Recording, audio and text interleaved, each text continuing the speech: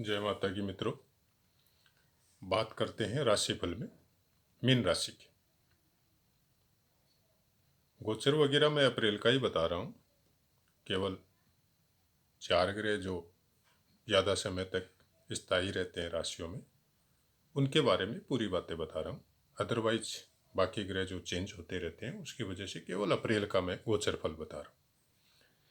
तो चलिए, मीन राशि में मैंने गोचर लगाया है नया संवत्सर का 29/3/2021 का 6:32 AM गुवाहाटी।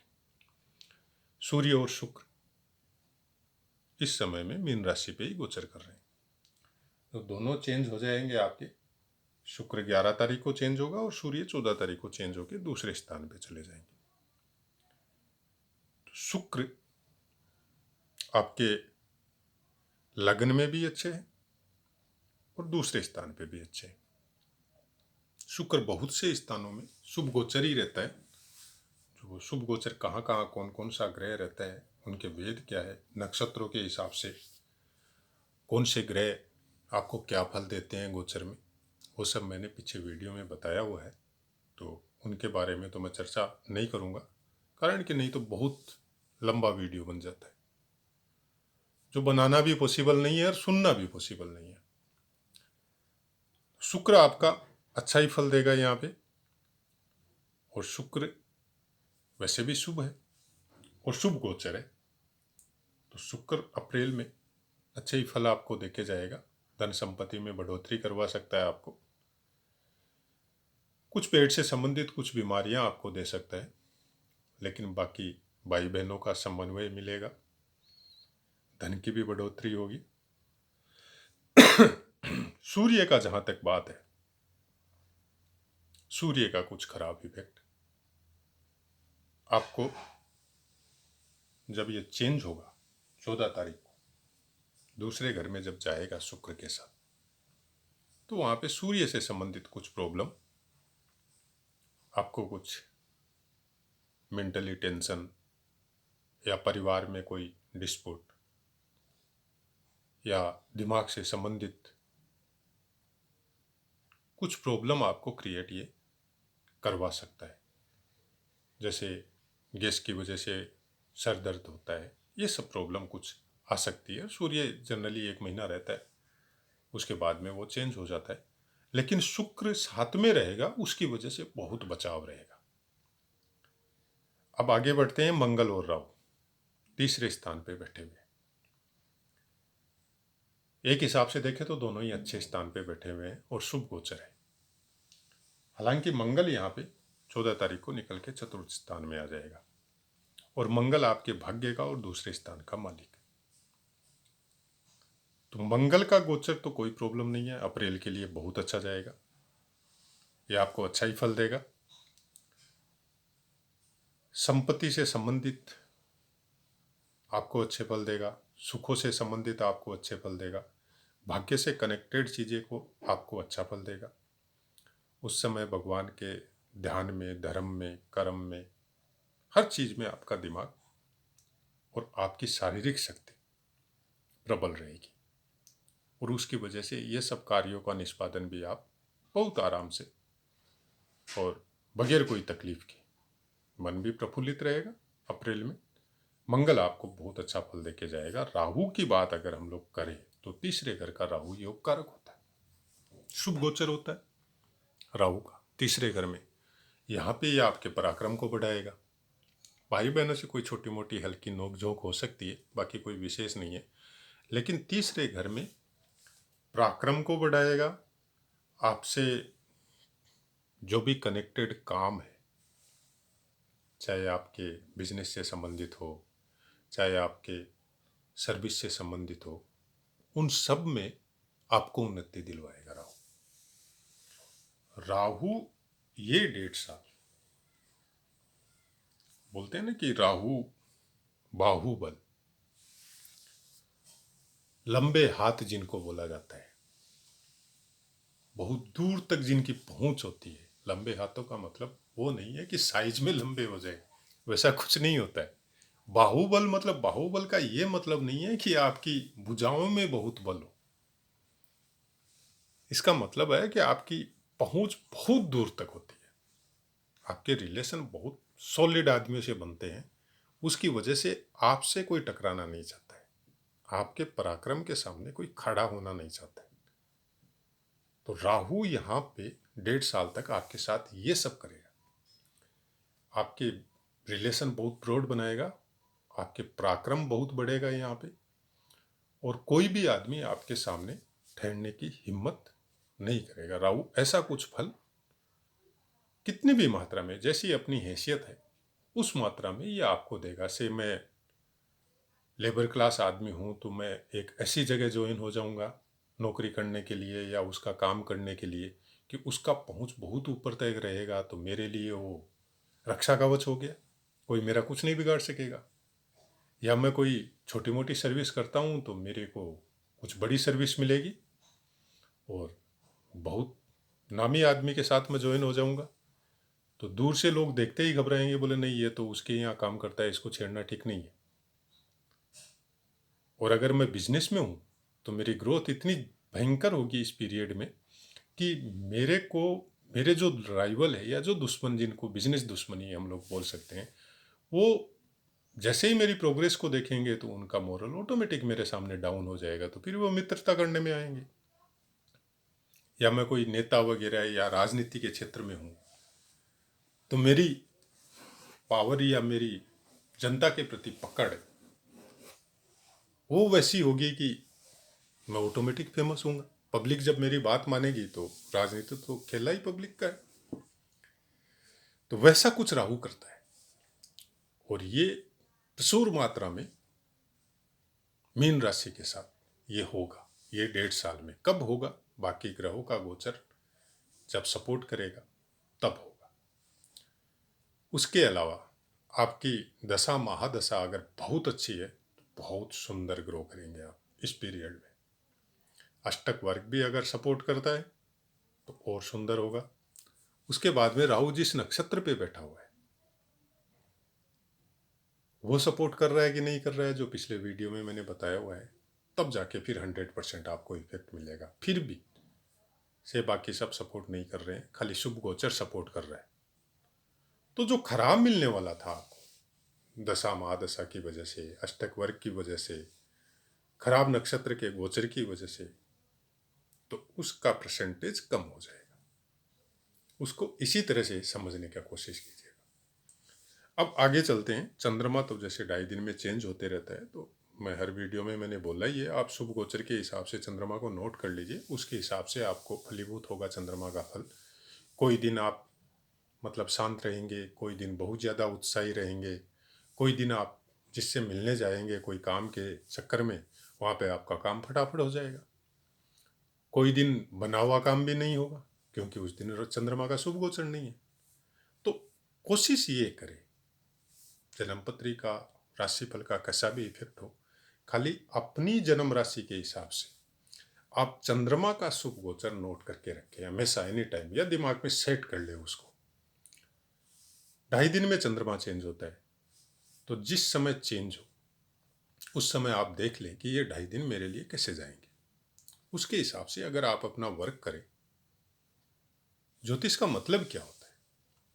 यही तो मतलब है ना कि आपको आने वाले पीरियड की पहले सूचना मिले, तो उसके हिसाब से आप अलर्ट हो जाए, और जहाँ पे वो खराब कर सकता है उससे कनेक्टेड काम मत करें। इतना ही तो बात है। लेकिन अगर हम लोग ये सोच लें कि ज्योतिष को कुंडली दिखा दी और वो आपको उपाय बता दिया और आपका भाग्य चेंज हो जाए, कोई चांस नहीं। चाहे आप बहुत बड़े ज्योतिष के पास चले जाओ, चाहे बहुत छोटे ज्योतिष के पास चले जाओ, ऐसा कुछ नहीं होता है ज्योतिष में। भाग्य का प्रारब्ध का फल कभी खत्म नहीं होता है, उसको भोगना ही पड़ेगा। ज्योतिष के उपाय या ज्योतिष का मतलब यही होता है कि आने वाले खराब और अच्छे समय की समय से पहले सूचना मिलना, और उसके लिए अपने आप को रेडी करना। अगर आपका अच्छा समय आ रहा है तो आप और ज़्यादा मेहनत करें, और ज़्यादा आगे बढ़े, और उस समय का भरपूर दोहन करें, जिससे वो चीज़ जो आपको मात्रा में मिली है, जिस मात्रा में, उसको 100% भोग के और कुछ इस तरह का काम करे कि खराब समय में वो चीज़ आपके काम में आ जाए और आपको पता भी नहीं चले, खराब समय आराम से निकल जाए। ज्योतिष का मतलब ऐसा ही होता है। उपाय आपका इम्यून सिस्टम स्ट्रांग करते हैं, आपका विल पावर ग्रो करते हैं, आत्मबल मजबूत करते हैं, बाकी और कुछ नहीं होता है। भाग्य चेंज नहीं होता है। मैंने मेरे हिसाब से मैंने जो बताना था, मैं हमेशा ही बताता हूँ ये बात। अब बाकी कोई अगर आपको ये बोलता है कि ये हो जाएगा, वो हो जाएगा, मैं उसमें नहीं जाना चाहता। ये आपके ऊपर निर्भर है, आप इस चीज़ को कैसे लेते हैं। आगे चलते हैं। केतु आपका भाग्य स्थान में बैठा हुआ है। थोड़ी प्रॉब्लम ये आपको धर्म कर्म से, भाग्य से कनेक्टेड कुछ चीज़ों में दे सकता है। कुछ उदासीनता धर्म से संबंधित कामों में, और कुछ मतलब क्या बोलते हैं, लेजीनेस। हाँ ठीक है, हो जाएगा। हम लोग नॉर्मल शब्दों में बोलते हैं ना कि कोई आके बोला घर में ये काम कर दीजिए, तो हाँ ठीक है कर देगा। तो थोड़ा ऐसा कुछ केतु का इफेक्ट हो सकता है।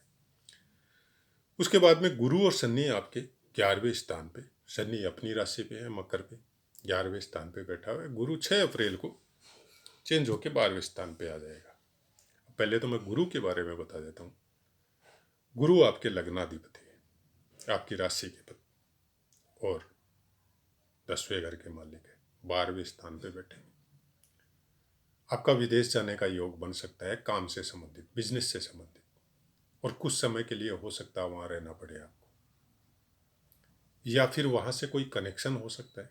विदेश का मतलब ये नहीं है कि आपको अमेरिका फ्रांस जाना पड़े। विदेश का मतलब ये भी होता है कि हम लोग श्रीनगर में बैठे हों और हम लोगों का कनेक्शन तमिलनाडु से हो जाए, हम लोग अरुणाचल में बैठे हो और हम लोगों का कनेक्शन बंगाल, बिहार या राजस्थान से हो जाए। ये भी एक तरह से विदेश ही है। आप सऊदी अरब जाके आओ, जल्दी पहुंच जाओगे, और आप अपने ही देश में लॉन्ग रूट पकड़ लो, ज़्यादा टाइम लगेगा। अपने देश का क्षेत्रफल भी कम बड़ा नहीं है, वो भी एक तरह से विदेश ही बोला जाता है। तो दूर स्थानों की यात्रा गुरु देगा, यहाँ पे आपको सैया सुख देगा। सुखों से कनेक्टेड चीज़ें आपको गुरु यहाँ पे प्रदान करेगा। व्यापार से कनेक्टेड कामों में आपको सफलता दिलवाएगा। स्वास्थ्य की दृष्टि से ये समय आपका उत्तम जाएगा। भोगों को भोगेंगे, अच्छे काम करेंगे, स्वास्थ्य उत्तम रहेगा, बिजनेस अच्छा रहेगा, और अगर सर्विस लाइन में है तो समाज उन्नति, प्रोग्रेस, प्रमोशन, ये सब गुरु 12वें स्थान में बैठ के आपको देके जाएगा इस साल। अब शनि की बात करते हैं। शनि आपका 12वें का और 11वें का दोनों का मालिक है।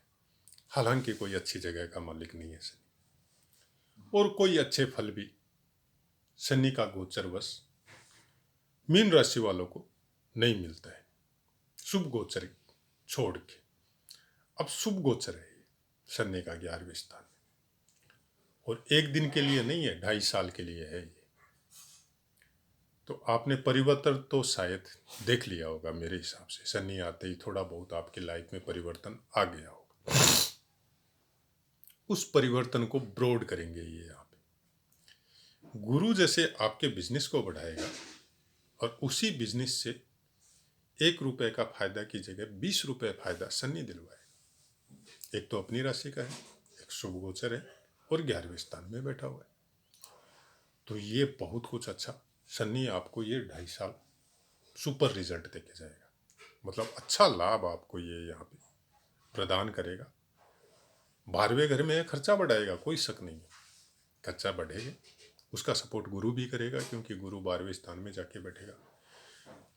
लेकिन जो पैसा आप कमाएंगे उसका भोग करेंगे, उड़ाएंगे नहीं, भोग करेंगे। सुख के संसाधन घर में क्रिएट होंगे, पर्सनल यूज नहीं करेंगे।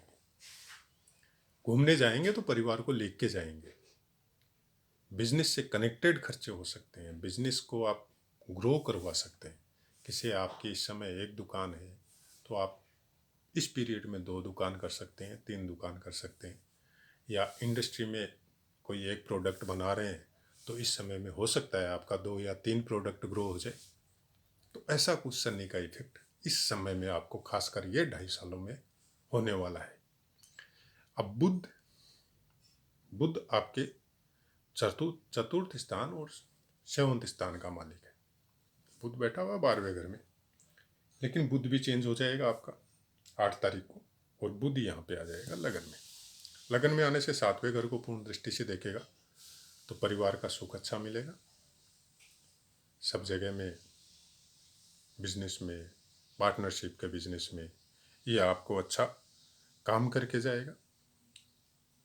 लेकिन यहाँ में ये आपको कुछ मेंटली परेशानी दे के जाएगा। कुछ दिमाग में अलग टाइप के फितूर, कुछ बिजनेस या कुछ परिवार से कनेक्टेड कुछ भय का वातावरण, ऐसा कुछ बुध जितना दिन यहाँ पे रहेगा तो थोड़ा बहुत वो दे सकता है, लेकिन उसका शायद आपको पता नहीं चलेगा। उसका कारण है, एक तो चंद्रमा का गोचर चलते रहता है, 2.5 दिन में चेंज होते रहता है। दूसरा गुरु मालिक है, तो गुरु सपोर्ट करेगा यहाँ पे अपने लगन को, कि लगन का मालिक गुरु है राशि का, तो गुरु का सपोर्ट आपको एनी टाइम मिलता है। वैसे भी लॉन्ग लाइफ गुरु आपका बहुत अच्छा है, मंगल चंद्रमा आपके लिए बहुत अच्छे हैं, तो ये आपको बहुत अच्छा सपोर्ट ऑल लाइफ देंगे। राशि के हिसाब से अगर मैं अप्रैल महीने की बात करूं, बहुत अच्छा तो नहीं बोल सकता, बुरे का सवाल ही नहीं है, बुरा तो बोल ही नहीं सकता मीन राशि के लिए। लेकिन कुछ अच्छा बोल सकता हूं कि आपकी जो टाइम जो पिछले महीने में गई उससे अच्छा जाएगा अप्रैल का महीना, ये चीज मैं बोल सकता हूं। उसका चेंजेज आपको गुरु चेंज होते ही आपको पता चल जाएगा कि मेरा क्या इफेक्ट हुआ। हालांकि गुरु का शुभ गोचर यहाँ पे भी है, 11वें स्थान में भी आपका पिछला साल अच्छा जाना चाहिए, लेकिन शनि 7वें आने के बाद में जरूर कुछ प्रॉब्लम आपको मिली होगी। अब ये गुरु चेंज हो जाएगा यहाँ पे, तो ये आपको हमेशा अच्छा फल देके जाएगा पूरा साल। तो साल तो बहुत बेटर है, ब्राइट फ्यूचर है, अच्छे काम करेंगे, अच्छा बिजनेस बढ़ेगा, अच्छा सर्विस में उन्नति होगा, प्रोग्रेस होगा। विद्या बुद्धि के क्षेत्र में कोई प्रॉब्लम नहीं है, परिवार के क्षेत्र में कोई प्रॉब्लम नहीं है। अप्रैल का महीना ठीक जाएगा, आपको चेंजेज का फल आपको नजर आएगा अप्रैल में, और उसी से आपको पता चल जाएगा कि आपका साल अब कैसे जाने वाला है। तो जय माता की मित्रों, आशा है आपको समझ में आया होगा। गोचर राशियों का फल राशि के हिसाब से तो होता ही है, लेकिन बहुत कुछ डिपेंड करता है। आपके अष्टक वर्ग है, दशा महादशा है, और नक्षत्रों का शुभ गोचर हो रहा है कि नहीं हो रहा है, जो पीछे पाठों में मैंने बताया हुआ है। तो उसके हिसाब से आप नोट करके रखें, और उसी हिसाब से अगर आप देखना चालू करें तो आप खुद भी इस सब्जेक्ट में पूरी तरह पारंगत हो जाएंगे। पाठ से संबंधित कोई क्वेश्चन हो, बिना झिझक आप चैनल में कमेंट करिए, 101% आपको आंसर मिलेगा। आपका जय माता की।